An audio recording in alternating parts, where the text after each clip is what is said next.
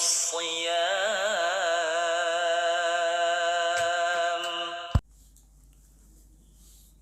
Assalamualaikum warahmatullahi wabarakatuh.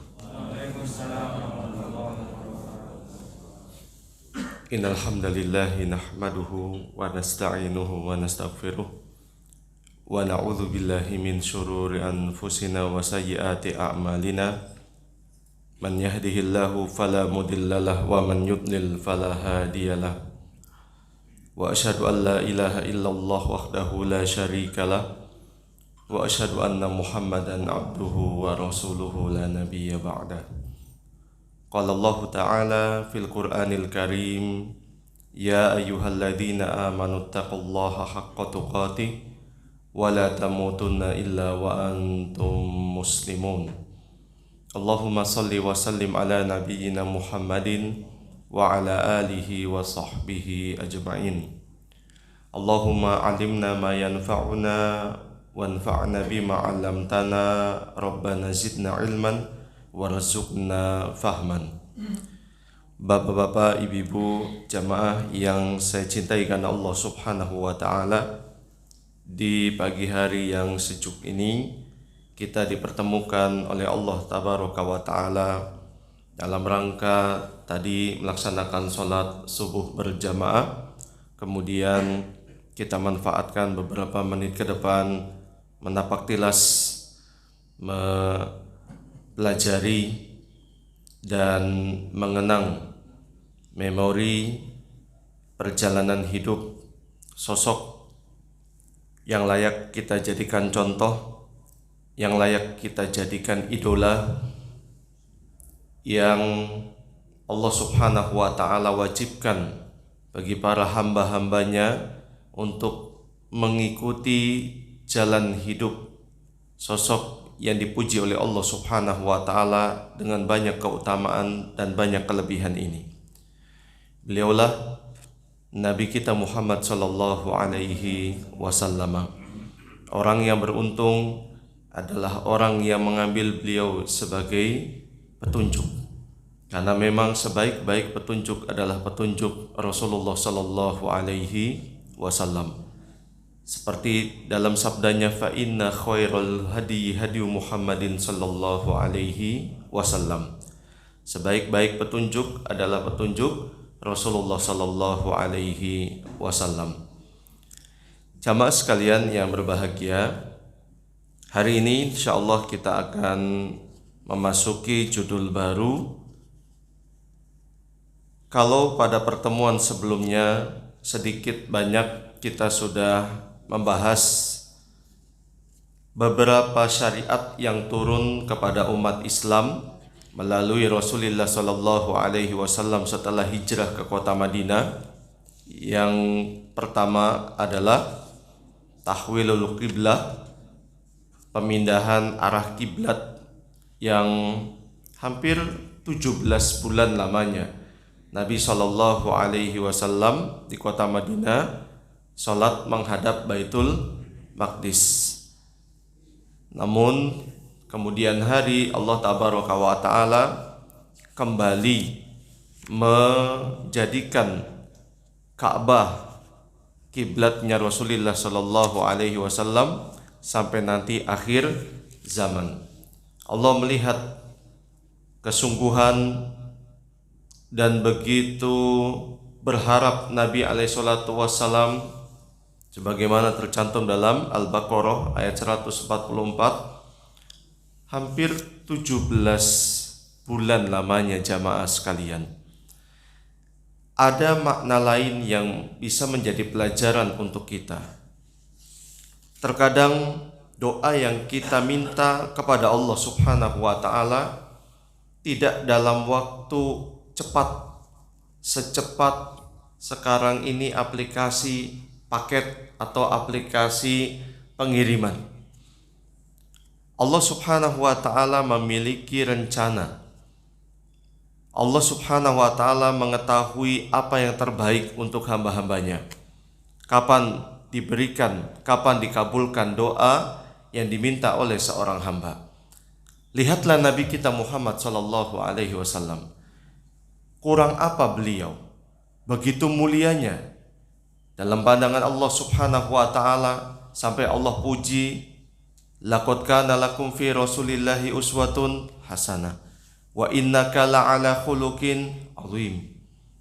Akhlaknya Rasulullah sallallahu alaihi wasallam begitu luhur, budi pekerti beliau yang disifati oleh Allah tabaraka wa taala, laqad ja'akum rasulun min anfusikum azizun alaihi ma anittum. Telah datang seorang rasul dari diri kalian sendiri.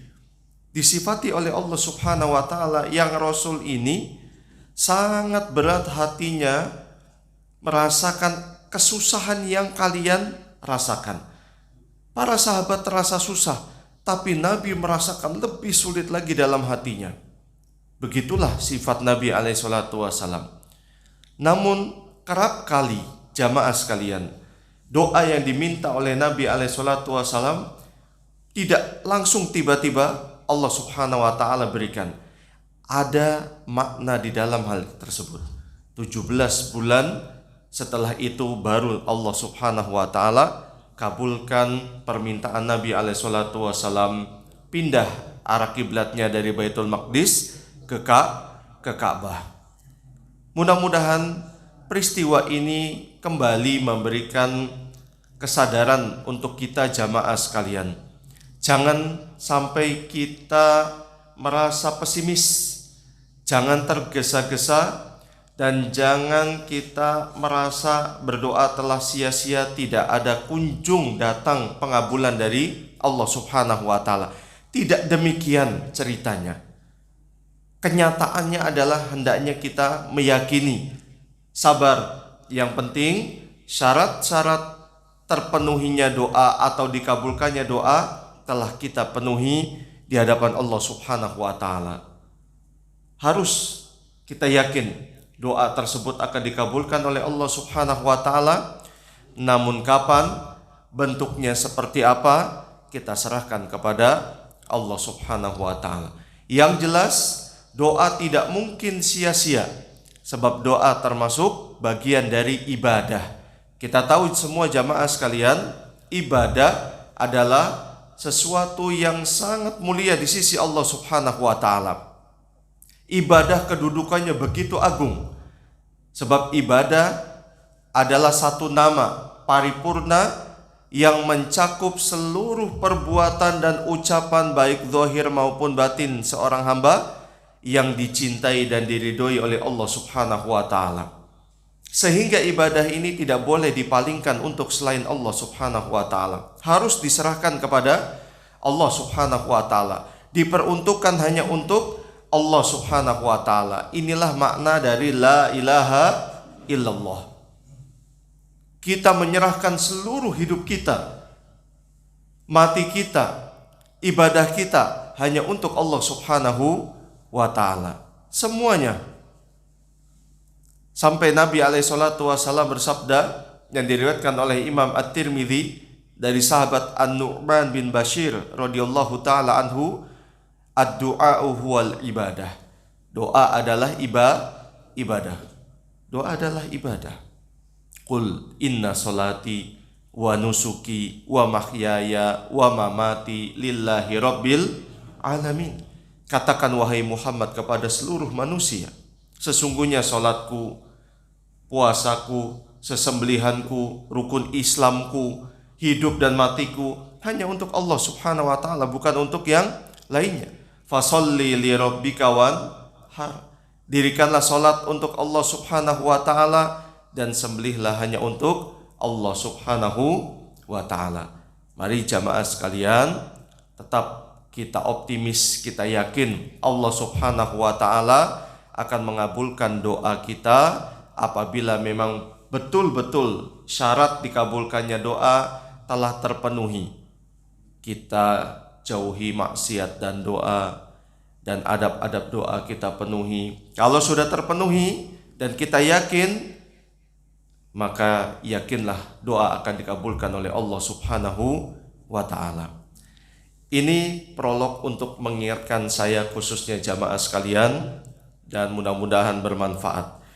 Baik, kita lanjutkan. Poin berikutnya adalah syariat yang turun kepada Nabi alaihissalatu wassalam dan juga kaum muslimin secara umum, para sahabat dalam hal ini adalah tasyri'us siyam, pensyariatan puasa. Qadarullah wa masya'a fa'al. Sungguh berhubungan erat dan sungguh bertepatan sekali tema yang akan kita angkat dengan momen yang insya Allah tadi sudah disampaikan oleh Ustadz di muqaddimah. Mungkin tidak lebih dari 10 jari, kurang lebih. Bisa jadi 5 jari atau mungkin lebih 5 sedikit, tergantung nanti keputusan siapa? Keputusan pemerintah. Kita ikuti sidang itsbat yang dilaksanakan oleh pemerintah kaum muslimin. Sekarang ini kita berada di bulan Sya'ban, di penghujung bulan Sya'ban. Kurang lebih tanggal berapa Pak? Ada yang tahu tidak? 24 kurang lebih, barakallahu fiik. Kita tahunya bulan Masehi. Kalau Masehinya berapa? Maret, tanggal 27. Ingat langsung tahun 2022. Kalau hijriahnya ntar dulu, saya buka Mbah Google dulu. Karena memang kita sudah terbiasa dengan Masehi. Allah bisa karena biasa. Ya, orang tahu hijriah karena mungkin sering mengingat-ingat bulan hijriah. Tanggal 20 berapa Syaban tadi Pak? 24. Ya, kalau tidak 5, 6. Kalau tidak 5, 6. Atau mungkin 4 hari.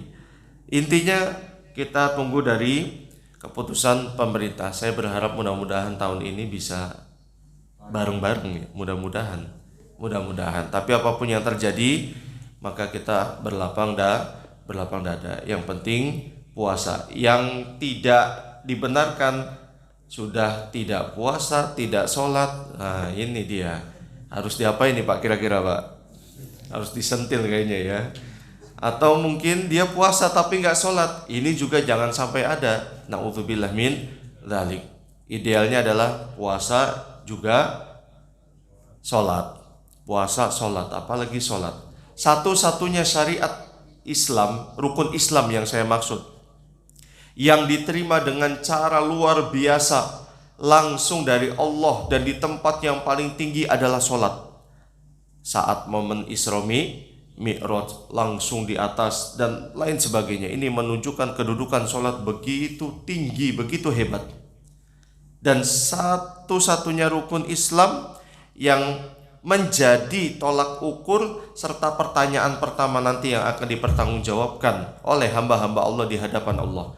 Nabi alaihissalatu wassalam bersabda, "Awwalu ma yuhasabu bihi al-'abdu yaumal qiyamati as-shalah." Amalan pertama seorang hamba yang ditanya oleh Allah pada hari kiamat adalah sholatnya. Apabila baik sholatnya, maka amalan yang lain akan mengikut serta. Tetapi kalau sholatnya buruk, meskipun setiap hari dia masukkan kotak amal mungkin 1 miliar atau nominal yang besar ke dalam kotak masjid atau yang lainnya, dikhawatirkan itu dianggap sia-sia lantaran hidupnya tidak dibangun berlandaskan rukun Islam yang keberapa sholat? Kedua, menunaikan ibadah sholat. Sholat ini yang kemudian menjadi perhelatan besar para ulama. Ada yang mengatakan keluar langsung dari Islam. Ada yang mengatakan dia berdosa besar. Yang penting dalam dirinya tetap meyakini sholat adalah kewajiban yang harus ditunaikan oleh umat Islam. Sholat 5 waktu yang saya maksudkan. Karena begitu luar biasa kedudukan sholat dalam hal ini. Kembali lagi. Berarti poin sekarang yang akan kita bahas adalah mengenai syariat puasa. Qala al-muallifu hafizahullahu ta'ala. Penulis mengatakan dalam bukunya ini, puasa telah diwajibkan bagi umat-umat terdahulu, yakni bagi umat-umat yang mentauhidkan, beriman kepada Allah seperti kaum Nabi Nuh, kaum Nabi Ibrahim, Musa dan Isa alaihi musallatu wassalam. Jadi puasa bukan syariat baru, tapi syariat yang memang klasik dari zaman dulu, bahkan dari zaman Nabi Nuh alaihissalam. Kemudian penulis mengutip firman Allah Subhanahu wa taala yang sering kita dengar, bahkan mungkin kita menghafalnya, surat Al-Baqarah ayat 183, yang menjadi landasan diwajibkannya berpuasa, dan ternyata puasa juga diwajibkan bagi umat terdahulu. Ya ayyuhalladzina amanu kutiba alaikumusiyam kama kutiba alal ladzina min qablikum la'allakum tattaqun. Wahai orang-orang yang beriman, diwajibkan atas kalian berpuasa sebagaimana puasa diwajibkan atas orang-orang sebelum kalian, la'allakum tattaqun, agar kalian menjadi orang-orang yang bertakwa. Akan tetapi bagaimanakah tata caranya, kaifiyahnya puasa yang dilaksanakan oleh umat-umat terdahulu? Dalam hal ini kita serahkan ilmunya kepada siapa? Allah Subhanahu wa taala. Likullin ja'alna minkum syir'atan wa minhaja, kata Allah tabaraka wa taala. Masing-masing kami berikan tata cara ibadah dan syariatnya. Syariat Nabi Shallallahu Alaihi Wasallam mengenai puasa saja berbeda melalui 3 tahapan jamaah sekalian. Apa 3 tahapan ini? Nanti kita akan masuk. Ini banyak dikutip diantaranya oleh Imam Ibnu Katsir rahimahullahu ta'ala saat menafsirkan surat Al-Baqarah ayat 183 ini dan seterusnya. Karena 183, 84, 85, 187 memiliki kaitan erat yang mana kalau kita rangkum dan kita kumpulkan akan menjadi satu cerita bahwasanya puasa kaum muslimin di bulan Ramadan mengalami 3 tahapan. Ini di surat Al-Baqarah ayat 183, 184, 185, 187. Berhubungan erat. Imam Ibnu Katsir rahimahullahu ta'ala menjelaskan. Nanti di akhir pembahasan ini saya akan sebutkan semampu yang saya ketahui. Kata penulis di sini, puasa Ramadan disyariatkan pada bulan Sya'ban tahun 2 Hijriah. Jadi di tahun 2 Hijriah ini Ramadan yang menjadi salah satu ciri khas ibadah bulan tersebut yaitu puasa yang hukumnya wajib terhadap kaum muslimin di bulan Sya'ban tahun kedua Hijriah. Dan di tahun kedua ini cukup ada beberapa peristiwa, baik turunnya syariat yaitu puasa Ramadan, zakat juga turun di tahun kedua bulan Syawal. Kalau nanti ada waktu mungkin kita bisa ambil, namun kalau tidak kita tangguhkan dulu. Bahkan peristiwa lain di tahun kedua adanya perang yang bersejarah yang disebut dengan Al-Furqan, perang pembeda antara yang hak dengan yang batil, yaitu perang Badar Al-Kubro. Perang Badar Al-Kubro sebenarnya bukan perang pertama kaum muslimin. Saya katakan kaum muslimin. Tapi kalau seandainya perang pertama yang dipimpin oleh Rasulullah Sallallahu Alaihi Wasallam, betul, iya. Ada sebuah istilah berbeda yang digunakan oleh para ulama untuk menyebut sebuah aktivitas Rasulullah Sallallahu Alaihi Wasallam dengan para sahabatnya yang nuansanya kita sebut dengan peperangan. Kalau perang itu jumlahnya tidak banyak dan tidak dipimpin langsung oleh Rasulullah Sallallahu Alaihi Wasallam, namanya sariyah. Tapi kalau perang yang bisa sedikit, bisa juga banyak, contohnya perang Badar ini, jumlahnya relatif sedikit mungkin pada saat itu, 313. Namun langsung dipimpin oleh Rasulullah Sallallahu Alaihi Wasallam, ini namanya Ghazwah. Apa namanya? Ghazwah. Sebelum ada perang Badar Al-Kubro, ada perang-perang kecil yang mengiringinya. Makanya disebut perang Badar Al-Kubro, perang Badar besar, karena sebelumnya ada perang Badar Sugro yang tidak dipimpin oleh Nabi alaihissalatu wassalam. Jadi ini pentingnya kita mempelajari sejarah. Sebab banyak istilah-istilah para ulama bisa jadi satu kata, tetapi berdasarkan disiplin ilmu apa dulu.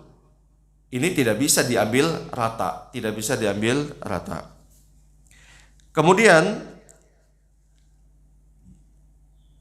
dengan tahun 2 Hijriah ini di bulan Sya'ban, maka ditetapkanlah dan berdasarkan surat Al-Baqarah ayat 183, pensyariatan puasa dengan segala kemudahan yang diberikan oleh Allah Subhanahu wa taala dengan tidak menafikan. Menafikan itu artinya dengan tidak menghapus hukum puasa seperti ayyamul bid.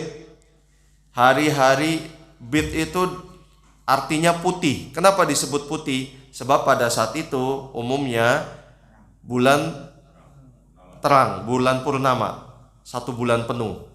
Tanggal berapa aja? 13, 14, 15. Ayyamul bid. Baik, sekarang baru kita mulai. Jadi begini jamaah sekalian. Hal ini berdasarkan riwayat Imam Ahmad dalam musnadnya dari sahabat Mu'adz bin Jabal radhiyallahu taala anhu. Kata beliau, "Uhilla as-siyam thalatha halat kama uhilatis shalah thalatha halat." Salat dalam syariat Islam terjadi 3 tahap. Begitu juga puasa terjadi dalam 3 tahap. Apa maksudnya 3 tahap? Ada perubahan-perubahan. Salat dulu. Kata Mu'adz bin Jabal, keadaan pertama, kondisi pertama atau tahapan pertama, Nabi alaihissalatu wassalam sholat di kota Madinah selama kurang lebih 17 bulan. Kiblatnya menghadap mana? Baitul Maqdis. Nabi alaihissalatu wassalam terus meminta dengan begitu harap, cemas, khusyuk kepada Allah Subhanahu wa taala agar dipalingkan kiblatnya ke kiblat yang ada di Ka'bah, yang ada di Masjidil Haram. Lalu Allah Subhanahu wa taala kabulkan sehingga beralihlah kembali ke Ka'bah. Ini keadaan pertama. Kata Mu'adz bin Jabal radhiyallahu taala anhu. Keadaan yang kedua, setelah dari awal sampai dialihkannya kiblat, para sahabat sholat itu sendiri-sendiri. Begitu juga mereka pada saat ingin sholat, cara mengetahui waktu sholat itu seperti apa? Ada yang mengusulkan dengan kentongan, dengan api. Jadi mereka tuh masih sendiri-sendiri, sholat di rumah-rumah sendiri. Ada yang di lembah-lembah, ada yang di tempat perkumpulan. Kemudian Nabi SAW ingin sekali mengumpulkan seluruh sahabat ketika masuk waktu sholat bersama-sama, yang kita kenal dengan sholat jamaah. Sehingga terjadilah dialog yang begitu cantik, dialog ilmiah, dialog yang penuh dengan ilmu. Nabi SAW kemudian memberikan tawaran kepada para sahabat, menanyakan pendapat. Ada yang berpendapat pakai kentongan saja Nabi, pakai api dan lain sebagainya. Yang ternyata tawaran-tawaran para sahabat itu simbol-simbol orang-orang di luar Islam. Nabi SAW orang yang paling anti, gak mau ikut-ikutan. Nah, ini menjadi pelajaran penting bagi kita Bapak dan Ibu sekalian, jamaah kaum muslimin dan muslimat, a'azakumullah. Islam datang untuk memberikan ciri khas agar umat Islam bisa tampil di hadapan umat lainnya. Sekecil apapun apabila itu menjadi ciri khas orang-orang di luar Islam, Nabi SAW langsung bereaksi cepat, tanggapannya cepat, tidak kemudian ditunda-tunda oleh Nabi SAW, sampai kemudian beliau keluarkan peringatan begitu tegas dalam sabdanya, man tasyabbaha biqaumin fahuwa minhum. Barang siapa yang menyerupai satu kaum, dia sama seperti kaum tersebut. Nah, tapi jamaah sekalian jangan sampai salah paham. ikut-ikutan menyerupai dalam hadis ini yang dicela oleh Islam, diperingatkan oleh Allah Subhanahu wa taala, diperingatkan oleh Nabi SAW, dan kita harus ingat apa yang diperintahkan Nabi, apa yang dilarang Nabi sudah barang tentu perintah dan larangan dari siapa? Dari Allah. Itu sudah barang tentu. Sebab Allah berfirman, wa ma yantiqu 'anil hawa in huwa illa wahyun yuha.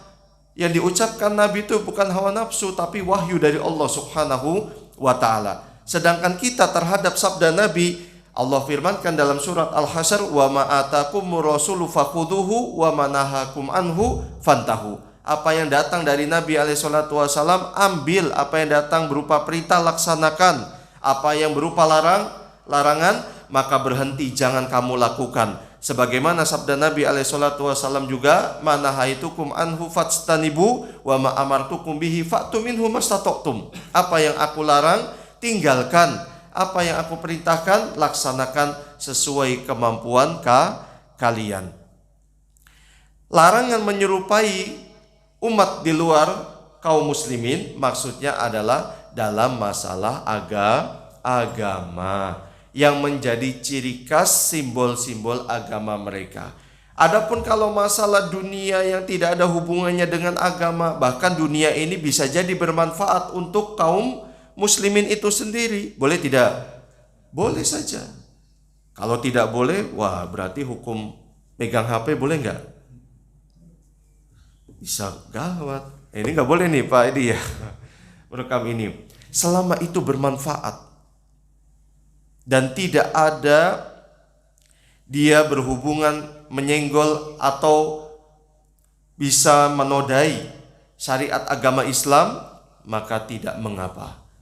Begitu banyak langsung di zaman Nabi alaihissalam perkembangan teknologi yang diserap oleh Nabi alaihissalam. Contohnya saja uang dirham, uang dinar. Dirham itu apa? Perak. Dinar itu apa? Emas. Ini bukan berasal dari bangsa Arab dan dibuat bukan pada saat zaman Nabi alaihissalam oleh beliau dan oleh para sahabat, tidak. Sudah ada sebelum itu. Dinar dikeluarkan oleh Romawi, dirham dikeluarkan oleh Persia. Dengan tujuan ya mereka saling saing, karena dunia saat itu negara superpowernya dua, Romawi dan Persia.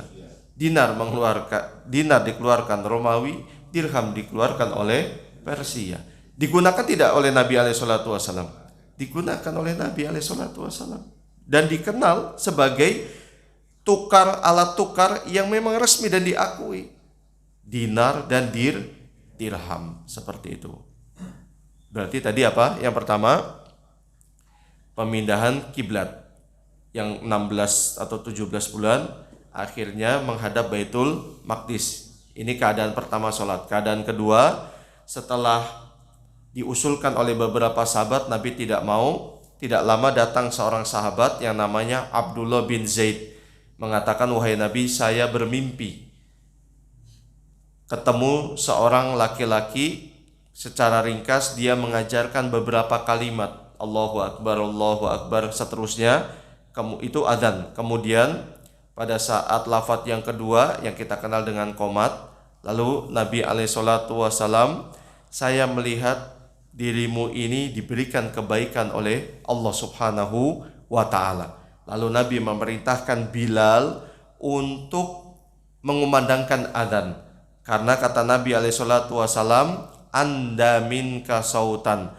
Bilal itu suaranya lebih lantang. Anda itu bisa dua makna. Suara bisa artinya lantang keras, bisa artinya cakep merdu. Anda dalam bahasa Arab. Allahu a'lam bishawab. Yang kemudian tidak lama Umar mendengar Bilal adzan, beliau lari tergesa-gesa menghadap Nabi alaihissalam. Kata Umar, 3 hari yang lalu saya juga bermimpi ketemu seorang laki-laki yang mengajarkan kalimat persis seperti ini.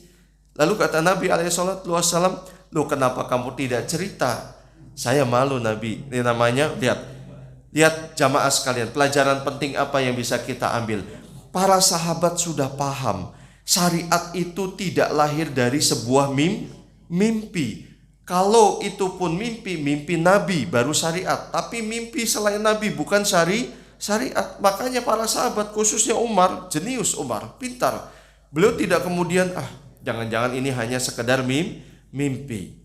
Oleh karena itu syariat tidak dibangun berdasarkan mimpi. Syariat dibangun berdasarkan wahyu dari siapa? Allah Subhanahu wa ta'ala. Itu pun kepada Nabi, bukan kepada selain Nabi. Ada orang sekarang mimpi, kemudian dia bangun cerita kepada orang lain, saya baru saja didatangi malaikat Jibril. Kata malaikat Jibril, saya sholat maghrib, isya, zuhur, asar, rokaatnya dikurangi aja seperti sholat subuh. Betul atau tidak? Tidak dibenarkan jamaah sekalian. Syariat sudah terputus dengan wafatnya Rasulullah Shallallahu Alaihi Wasallam. Itu keadaan yang kedua. Keadaan yang terakhir, yang kemudian inilah menjadi syariat dalam fikih sholat.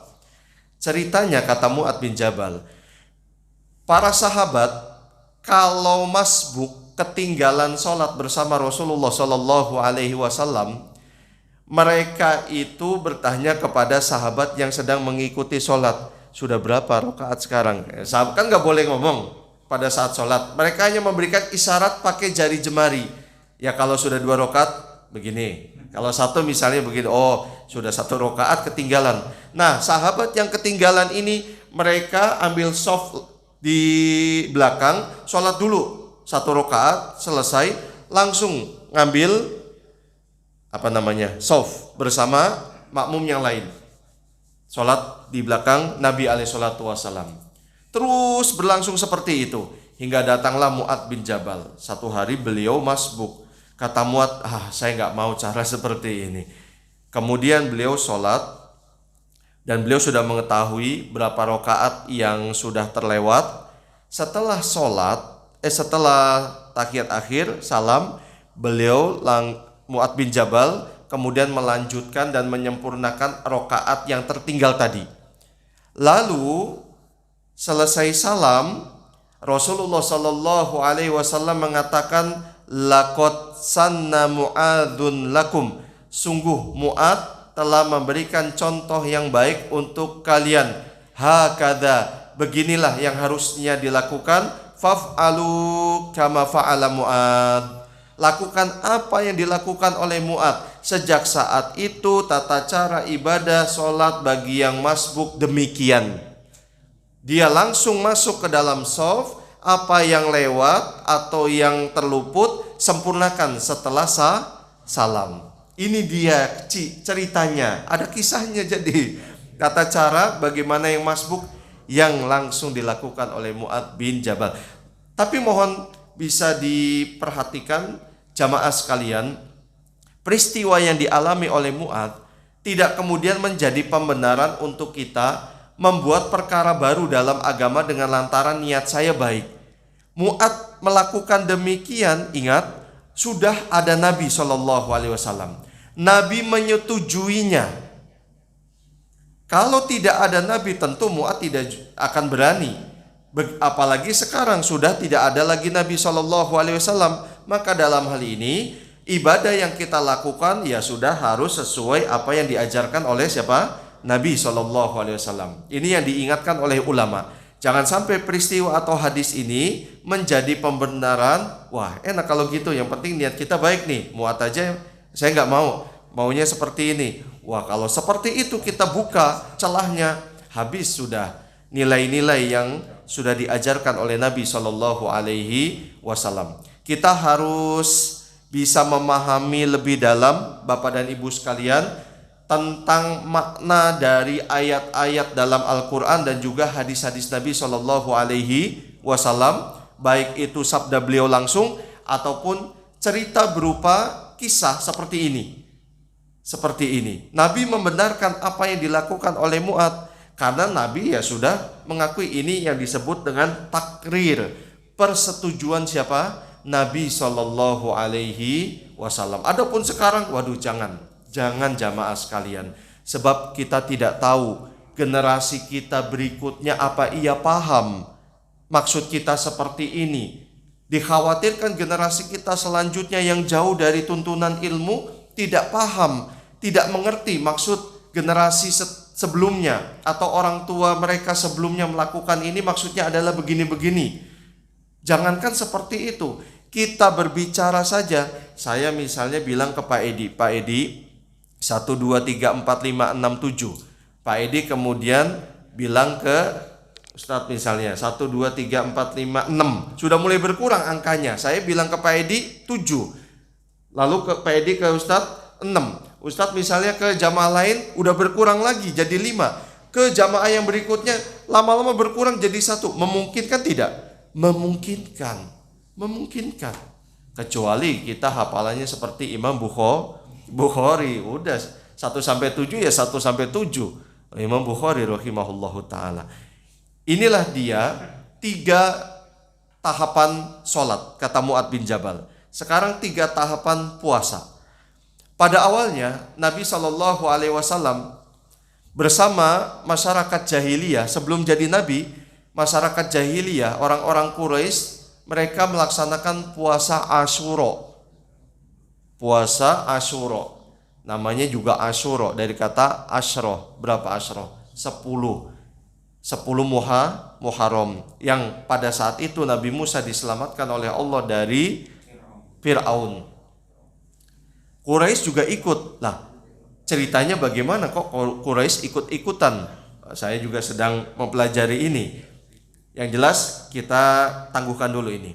Kata Ibunda Aisyah dan Abdullah bin Umar, Ibnu Umar radhiyallahu taala anhuma, kemudian itu menjadi sebuah kewajiban setelah Nabi SAW hijrah ke kota Madinah dan ditambah dengan 3 hari setiap bulan. Jadi yang namanya puasa 3 hari setiap bulan itu memang sudah ada dan awalnya hukumnya wajib.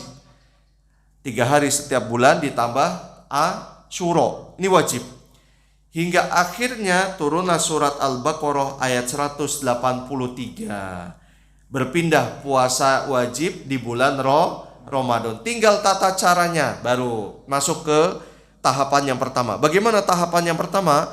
Tahapan pertama semuanya wajib, hukum puasa wajib. Tapi tahapan yang pertama boleh memilih. Bagi yang ingin puasa ya puasa. Bagi yang tidak ingin puasa wajib dia bayar fidyah berupa memberi makan setiap hari dia tidak puasa kepada orang miskin. Itulah dari makna surat Al-Baqarah ayat 184. Wa 'alal ladzina yutiqunahu fidyatun ta'amu miskin. Bagi orang-orang, makanya di terjemahan-terjemahan bagi orang-orang yang merasa berat berpuasa. Padahal ini maksudnya adalah pilihan bagi orang yang mau nggak puasa. Saya nggak mau puasa. Meskipun dia nggak sakit, sehat. Saya nggak mau puasa hari ini, tapi wajib dia membayar fidyah. Bisa dipahami? Ini tahapan pertama puasa. Tahapan kedua ini dia paling berat. Makanya jamaah sekalian, para sahabat itu bagaimana nggak hebat mereka, tidak berada di saf terdepan dalam kemuliaan dan pahala. Mereka merasakan semua getirnya, pahitnya hidup, berjuang untuk melebarkan dakwah sayap atau lebarkan sayap dakwah Nabi alaihissalam. Caci maki, intimidasi, semua mereka rasakan para sahabat radhiyallahu taala anhum. Termasuk merasakan syariat puasa di tahapan yang kedua. Memang apa sih? Pada tahapan kedua, saat itu syariat puasa apabila sudah waktunya berbuka, orang itu berbuka kemudian tidur, lalu bangun meskipun dia tidur hanya 1 menit, misalnya dia sudah berbuka dan berbukanya sama tenggelamnya matahari. Setelah berbuka dia tidur, lalu setelah bangun dia tidak boleh lagi makan, minum, dan mohon maaf bercampur dengan istrinya, paham maksudnya? Sampai nanti maghrib di hari keesokannya. Sampai maghrib di keesokannya. Suatu hari terjadi sebuah cerita. Dari cerita inilah tahapan ketiga muncul. yang bernama Sirmah bin Qais atau Qais bin Sirmah. Para ulama berbeda pendapat. Yang betul tuh Sirmah bin Qais atau Qais bin Sirmah. Ya sudah, kita tinggalkan saja perbedaan pendapat ini karena yang sering diucapkan oleh ulama tuh peristiwa Sirmah pakai sod. Sirmah ini cowok bukan cewek, cowok. Meskipun seolah-olah kayaknya nama cewek ya, Sirmah. Seperti Maisaroh. Maisaroh di sini cewek apa laki-laki? Cewek, perempuan. Padahal Maisaroh itu laki-laki di Arab, pembantunya Khadijah yang mendampingi Nabi Muhammad dagang ke negeri Syam. Gak tahu kok bisa pindah dari Arab ke sini bisa berubah jadi perempuan. Maisaroh, Allahu a'lam bishawab. Kita lanjutkan lagi. Sirmah, dia setiap hari itu aktivitasnya di ladang. Suatu hari dia kembali, matahari tenggelam, sudah, kalau bahasa kita sudah adzan maghrib kan gitu ya, patokannya orang Indonesia adzan maghrib. Bilang kepada istrinya, "A'indaki to'am, punya makanan gak, minuman buat saya berbuka?" Kata istrinya, "La, walakin antalik li'atlub lak." Kalau begitu tunggu sebentar, saya coba carikan. Saking lelahnya seharian bekerja di ladang, akhirnya Sirmah belum minum setetes apapun air, belum makan pokoknya kalau bahasa kita nasi. Dia saking kelelahan tertidur. Datang istrinya pas lihat, "Khoibatan laka, ya Allah suamiku, kasihan banget kamu. Gak boleh makan, gak boleh minum kan, otomatis." Keesokan harinya, ya dia gak boleh makan, gak boleh minum. Dia kembali lagi ke ladang. Siang hari karena dia belum makan, belum minum seharian dari kemarin, puyeng dia langsung pingsan, jebret. Dan di waktu yang sama, qadarullah wa masyafa'al, Umar bin Khattab radhiyallahu taala anhu itu mencampuri budaknya setelah matahari tenggelam, adzan maghrib kalau bahasa kita.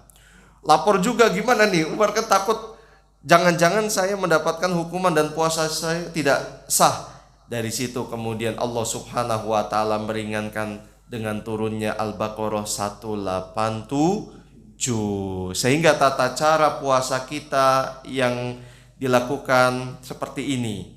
Maksudnya dilakukan oleh sahabat seperti yang kita lakukan seperti biasa.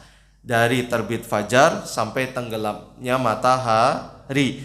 Setelah itu bebas mau tidur atau mau tidak tidur, boleh makan, minum, dan semua hal-hal yang dilarang pada saat kita berpuasa di siang hari.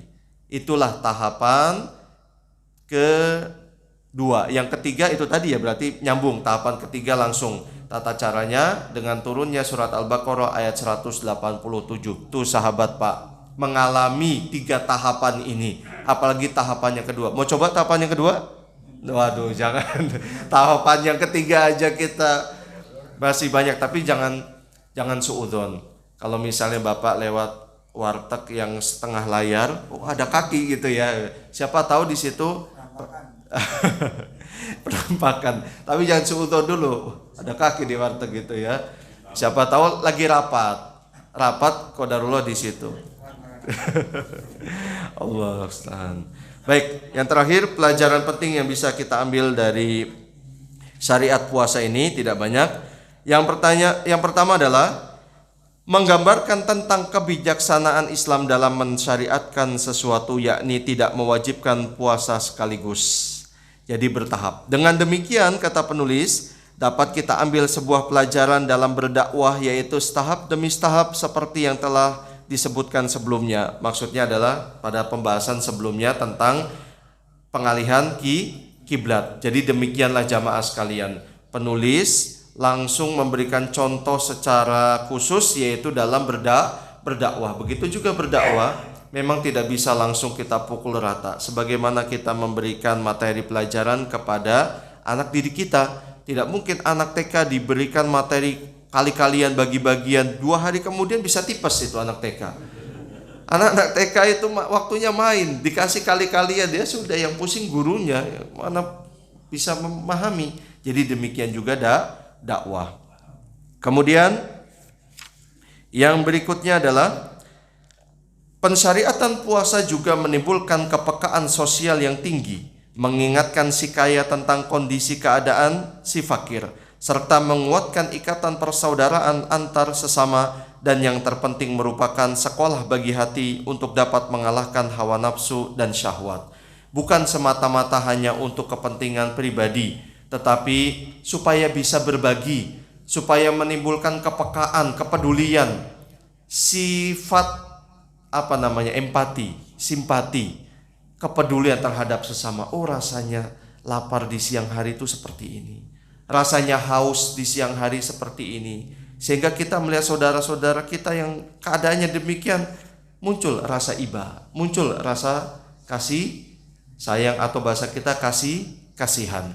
Demikianlah salah satu hikmah dari ibadah puasa.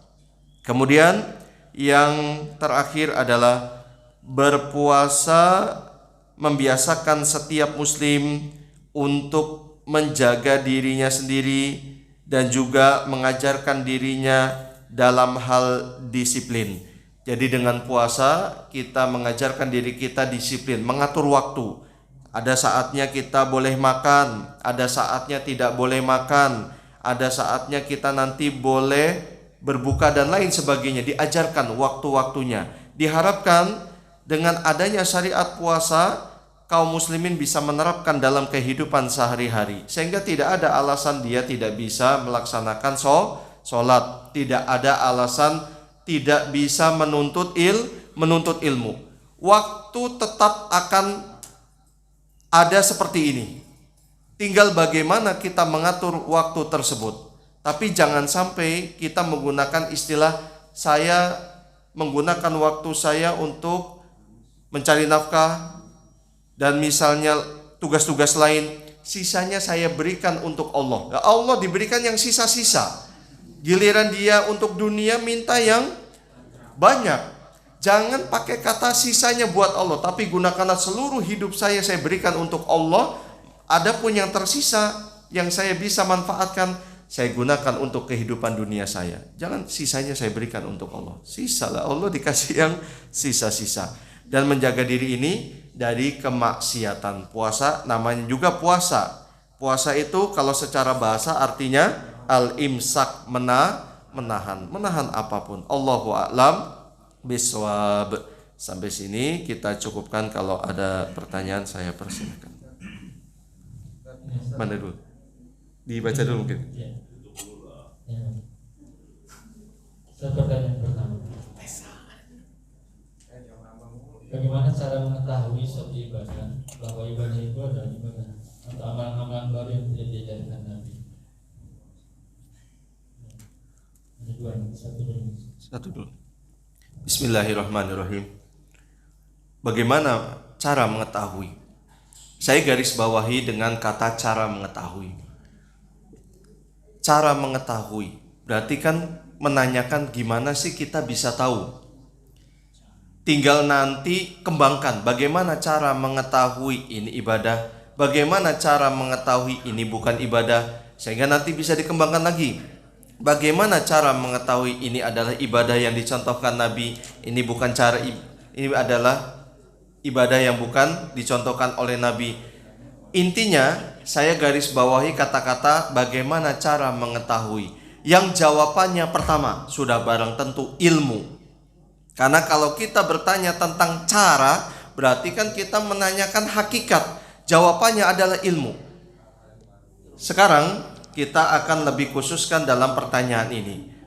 Jawaban pertama, maka saya sampaikan adalah hendaknya kita membekali diri dengan ilmu, Bapak dan Ibu sekalian. Dengan ilmu inilah kita akan bisa mengetahui mana hitam dan putihnya sesuatu, mana kebenaran, mana kebatilan, mana perkara yang dicintai diridhoi Allah, mana perkara yang dimurkai oleh Allah. Ilmu inilah yang menjadi landasan agama Islam. Bahkan ditandai dengan wahyu pertama turun kepada Nabi SAW yang dicantumkan Imam Bukhari dalam Sahih Bukharinya, urutan hadis pertama, langsung urutan hadis pertama oleh Imam Bukhari dari kisahnya atau dari jalur Ibunda Aisyah radhiyallahu taala anha, yaitu surat Al-Alaq ayat 1 dan ayat 3-nya Allah perintahkan Iqra, bacalah. Baca salah satu wasilah, salah satu cara untuk kita bisa mengetahui, untuk kita bisa mendapat dan meraih ilmu. Bahkan kita dilarang oleh Allah untuk mengikuti perkara yang tidak kita ketahui ilmunya. Allah berfirman dalam surat Al-Isra ayat 36, "Wala taqfu ma laisa laka bihi ilm, inna sam'a wal basar wal fuad kullu ulaika kana anhu mas'ula." Jangan kamu ikuti perkara yang tidak kamu ketahui ilmunya. Karena pendengaran, penglihatan, hati masing-masing akan diminta pertanggungjawabannya oleh Allah Subhanahu wa taala.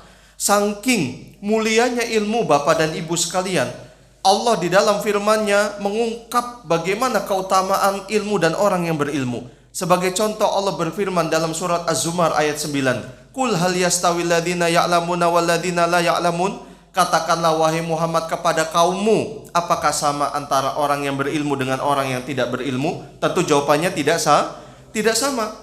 Lebih tegas lagi dalam surat Al-Mujadalah atau Al-Mujadilah, Allah Subhanahu wa taala firmankan di ayat ke-11, "Yarfa'illahu alladhina amanu minkum walladhina utul ilma darajat."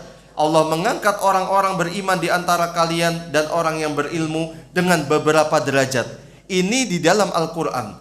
Bahkan kalau ada orang yang ingin meraih sifat takut, khosyah kalau dalam bahasa kita ya, itu hanya bisa didapatkan oleh mereka orang-orang yang berilmu. Allah berfirman dalam surat Fatir ayat 28, "Innama yakhsyallaha min ibadihi al-ulama'u." Sesungguhnya orang-orang yang takut kepada Allah, merekalah orang-orang yang berilmu, para ulama.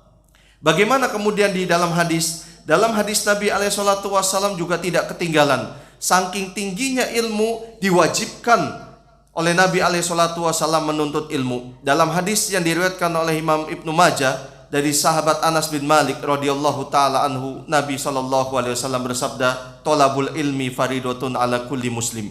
Menuntut ilmu hukumnya wajib bagi setiap muslim dan muslimah. Keutamaannya dalam hadis yang diriwayatkan oleh Imam Abu Daud dari sahabat Abu Darda dan Imam Muslim dari sahabat Abu Hurairah radhiyallahu taala anhu, Nabi SAW bersabda, "Man salaka tariqan yaltamisu fihi ilman, sahalallahu lahu bihi tariqan ilal jannati." Barang siapa yang berjalan menempuh perjalanan dalam rangka menuntut ilmu, maka Allah akan mudahkan baginya jalan menuju surga. Ini hadis. Bahkan Imam Syafi'i rahimahullahu ta'ala tidak ketinggalan memotivasi kaum muslimin untuk menuntut ilmu. "Ta'allam falaisal mar'u yuladu aliman walaisa akhu ilmin kaman huwa jahilu." Belajarlah kalian, karena tidak ada orang yang dilahirkan langsung menjadi pandai. Tidak sama antara orang yang berilmu dengan orang yang tidak berilmu. Sabar jamaah sekalian untuk menuntut ilmu. Imam Syafi'i mengatakan dalam syairnya, "Tasabbar ala muril jafa min mu'allimin fa inna rusubal ilmi fi nafaratihi." Bersabarlah kalian wahai kaum muslimin saat menuntut ilmu dan terhadap perangai kasar seorang guru. Sabar. Karena kegagalan ilmu itu lantaran meninggalkan guru tersebut dan meninggalkan jalan menuntut ilmu. Satu poin yang paling penting, mari kita landasi Bapak dan Ibu sekalian, dalam seluruh amal ibadah kita harus dengan ilmu. Kemudian cara kedua, ya sebenarnya cara kedua adalah turunan dari ilmu. Jawabannya sebenarnya satu, ilmu. Dari ilmu ini nanti kita akan bisa membedakan. Namun sebagai informasi saja atau pengetahuan umum saja, tapi ini jangan dipukul rata ya Bapak dan Ibu. Ini hanya berbagi saja. Cirinya adalah apa yang mungkin bisa jadi keluar dari kaedah-kaedah yang dijelaskan oleh Nabi Shallallahu Alaihi Wasallam, atau mungkin tidak pernah dicontohkan oleh Nabi Shallallahu Alaihi Wasallam atau dicontohkan oleh para sahabat setelah Nabi dan lain sebagainya. Tapi ini tidak mutlak, sebab ini butuh kajian yang sangat mendalam. Para ulama lah yang mampu memahami seperti ini. Saya tidak berani terlalu mendalam, dikhawatirkan kita salah memahami apa yang mungkin kita merasakan. Di zaman Nabi ini belum pernah ada. Wah, ini bukannya nggak boleh. Tidak demikian Bapak dan Ibu. Ini kajian sangat mendalam. Dan perkara-perkara baru yang tidak dibenarkan dalam Islam itu masalah agama, bukan masalah dunia. Zaman Nabi ada seperti ini enggak? Tidak ada. Apakah ini hukumnya haram? Tidak. Ini masalah dunia. Yang tidak diperkenankan adalah dalam masalah agama. Contohnya, sholat subuh kok 2 rakaat, kasihan, dianaktirikan. Kita tambahkan 2 rakaat lagi. Sholat maghrib tambahkan 1 rakaat. Jadi semuanya 4 rakaat. Boleh nggak seperti ini? Ini dia yang dimaksud, nggak boleh. Jadi seperti itu jawaban saya. Allahu a'lam bishawab. Kalau sholat tarawih, kita melihat berbagai model cara menunaikan sholat tarawih berjamaah di masjid. Seperti bagaimana yang diajarkan Nabi atau para sahabat. Tata cara. Ya, agar tidak terjebak pada amalan-amalan yang baru. Bismillahirrahmanirrahim. Dalam hal ini Bapak dan Ibu sekalian, kembali lagi jawabannya seperti pertanyaan pertama. Bekali diri dengan ilmu dan belajar untuk berlapang dada, belajar untuk mendewasakan sikap. Ada dalam sebuah ungkapan para ulama, man kathura ilmuhu qalla inkaruhu wa man qalla ilmuhu kathura inkaruhu. Barang siapa yang ilmunya bertambah, pengingkaran dirinya terhadap saudaranya itu semakin sedikit. Karena dia semakin bertambah ilmu, dia akan menyadari mungkin saudara saya ini melakukan, dia sudah ada contohnya, sudah ada ulama yang dia ikuti. Jadi dia kedepankan husnudzon dia kepada saudaranya. Orang yang tidak memiliki ilmu banyak, malah dia banyak pengingkarannya. Wah, salah ini. Padahal bisa jadi saudara kita yang melakukan, dia lebih tahu, dia lebih dulu mendapatkan ilmunya dibandingkan kita. Maka dari itu berhati-hatilah Bapak dan Ibu sekalian dalam masalah seperti ini. Kembali, contohnya dalam masalah sholat tarawih, rokaat misalnya, ada yang 11, ada yang 23, ada yang bahkan 36, ada yang sampai 40. Udah pernah di sini 40 rakaat? Belum. Wah, kalau enggak bisa-bisa closet di pintunya, tutup gitu ya. Dalam hal ini Bapak dan Ibu sekalian, dan ini yang saya ketahui sependek pengetahuan saya. Dalam hal ini memang terjadi perhelatan para ulama mengenai tata cara dalam rakaat. Tapi saya berharap jamaah kaum muslimin, warga Jatimulya dan warga sekitaran Masjid Al-Amin Al-Iman bisa berlapang dada selama perkara-perkara itu adalah perkara-perkara yang tidak menyangkut masalah akidah yang menyebabkan seseorang itu dikhawatirkan keluar dari Islam, maka berlapanglah dada dalam hal ini. Nabi alaihissalam pada perang Bani Quraidah mengatakan kepada sahabat, la yusolliyanna ahadun minkum al-asra illa fi Bani Quraidah. Janganlah kalian sholat asar kecuali di Bani Quraidah. Di tengah perjalanan waktu asar datang, sebagian ada yang sholat asar langsung, sebagian lagi mengatakan Nabi tuh bilang jangan sholat asar kecuali di Bani Quraidah. Kata yang lain, iya tapi kan kalau sudah masuk ya kita sholat, kecuali kalau kita sampai di Bani Quraidah pas bertepatan asar baru kita sholat. Akhirnya mereka berbeda pendapat, ada yang sholat langsung, ada yang tidak.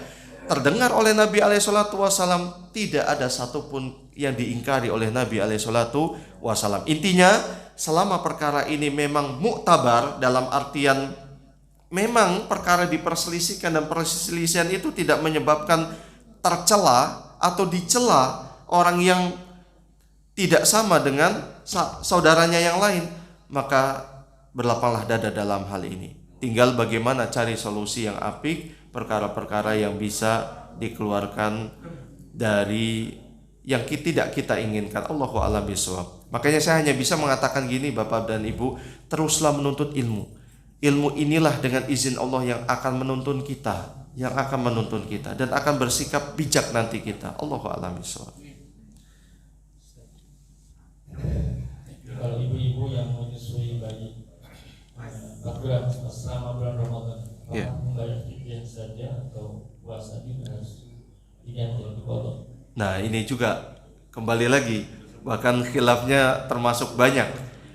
Ibu yang menyusui, Allahu a'lam bishawab, ini termasuk dalam salah satu pendapat, yaitu Ibnu Abbas radhiyallahu taala anhuma,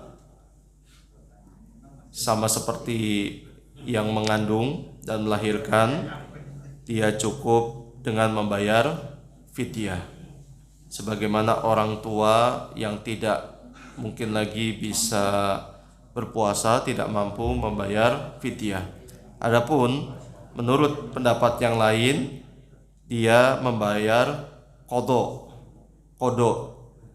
tidak fidyah. Pendapat yang ketiga, dia fidyah dan qadha. Lalu mana Allahu alam, saya hanya sekedar memberikan penjelasan. Tapi apapun yang akan kita pilih Bapak dan Ibu, khususnya para ummahat, para ibu-ibu, pilihlah yang memang itu kuat dan menenangkan di hati, bukan karena kayaknya ini nih yang paling enak Ustadz. Jangan seperti itu. Itu namanya hawa nafsu. Waduh, udah kodok fidyah lagi misalnya. Tidak demikian Bapak dan Ibu sekalian.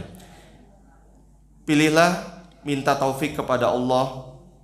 Insya Allah Allah subhanahu wa ta'ala akan memberikan ketetapan hati kita dari pendapat tersebut. Kalau saya pribadi saya tidak mengatakan yang ini aja. Kalau pribadi saya, sampai detik ini saya lebih memilih pendapat Ibnu Abbas, cukup membayar fidyah. Allahu a'lam bishawab. Kaitan dengan sholat jamaah, ibu-ibu kalau sholat Ramadan bagi masjid, aturan ini saf sholat bagi laki-laki dan perempuan. Kalau laki-laki dari saf pertama gitu. Kalau yang perempuan idealnya seperti apa? Terus kalau safnya depan sudah penuh, untuk saf berikutnya dari mana mulai? Oh begitu. Khusus yang akhwat apa? Semua, untuk semua? Ya, dua-duanya. Oh dua-duanya, baik. Allahu a'lam bishawab. Saya pribadi belum menemukan tata cara khusus. Namun yang pernah saya dapatkan adalah tentu dimulai dari belakang imam dulu, ya kan, untuk laki-laki, kemudian diisi kanan kiri seterusnya. Kalaupun kanan terus ya tidak mengapa, kiri semua juga tidak mengapa. Namun kalau kita ingin lebih elok untuk dilihat ya seperti itu. Baru kalau sudah penuh, shaf kedua, ketiga seterusnya. Bagi masbuk yang baru masuk shaf seperti tadi, dia mulai dari tengah-tengah. Jadi jangan diambil kanan atau kiri. Dikhawatirkan kalau ada temannya dia ngambil yang tengah, akhirnya tidak rapat. Jadi seolah sedang berantem, sedang ada perselisihan. Atau misalnya dia ngikutin saudaranya yang ada di pojok kanan. Meskipun Allahu a'lam bishawab, sampai detik ini saya tidak tahu, mungkin karena memang belum banyak informasi yang saya ketahui, dan ini memberikan pelajaran kita harus lebih banyak menuntut ilmu, belajar lagi. Tidak dikatakan juga batal, namun alangkah baiknya dimulai dari tengah. Begitu juga ibu-ibu, meskipun mungkin sebagian ibu-ibu ada yang sudah mendengar hadis sebaik-baik shaf wanita adalah yang paling terakhir atau belakang. Tapi kalau misalnya semuanya ingin pilih belakang, yang depan siapa gitu, akhirnya nggak ada yang sholat. Dalam hal ini ya sudah legowo saja. Mudah-mudahan dengan niat ya untuk memenuhi shaf, Allah subhanahu wa ta'ala akan berikan pahala tersendiri. Allahu a'lam bishawab. Jadi demikian. Yang mana? Monggo. Jadi soal fidyah tadi. Iya. Jadi kan kalau yang tidak mampu kan membayar fidyah. Iya. Mengganti puasa. Tapi kalau untuk orang sudah terlalu tua, yang bahkan sholat pun sudah ada wajib. Ya ini wajib. Wajib. Karena udah nggak bisa, Pak. Ya, bisa. Kalau orang sudah terlalu usul, Selama akalnya masih bisa menangkap. Saya sudah sampai ke akal itu.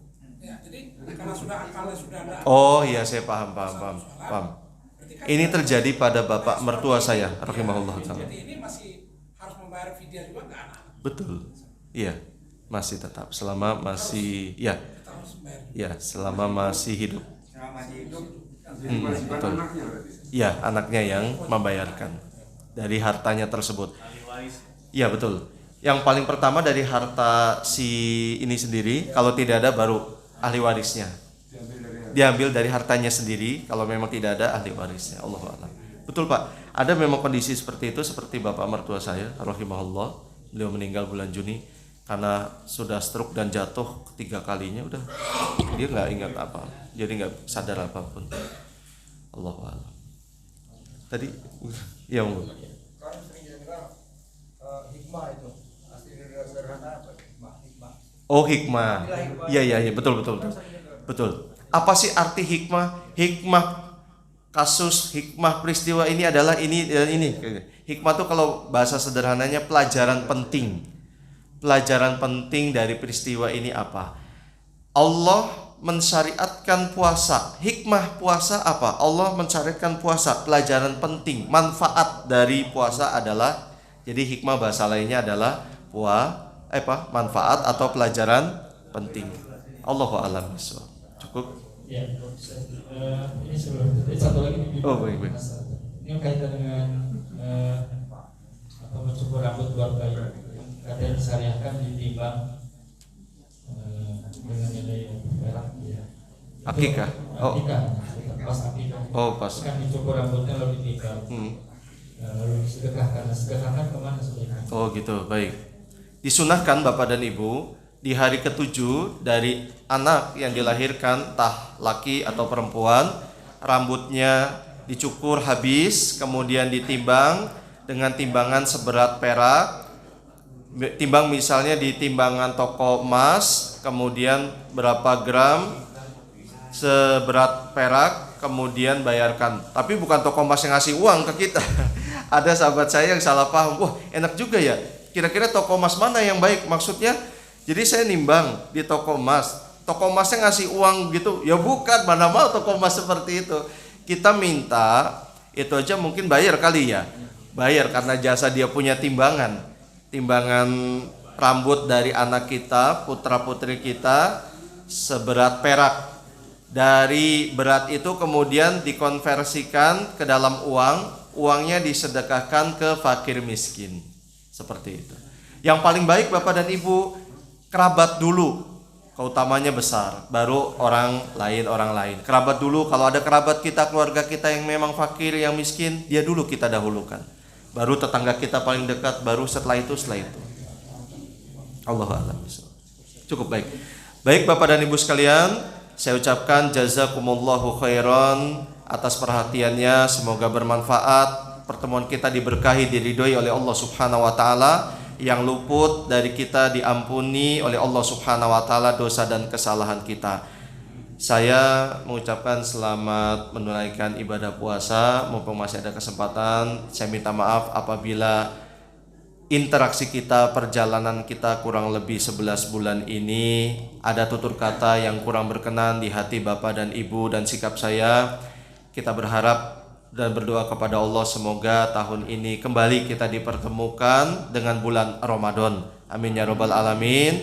Dari awal sampai terakhir, dan kita diberikan taufik hidayah oleh Allah, dimudahkan untuk memaksimalkan ibadah di bulan Ramadan, diterima oleh Allah Subhanahu wa taala dan diampuni serta dihapuskan segala kesalahan dan dosa-dosa kita oleh Allah Subhanahu wa taala. Amin ya rabbal alamin. Subhanakallahumma wa bihamdika asyhadu an la ilaha illa anta astaghfiruka wa atubu ilaik. Assalamualaikum warahmatullahi wabarakatuh.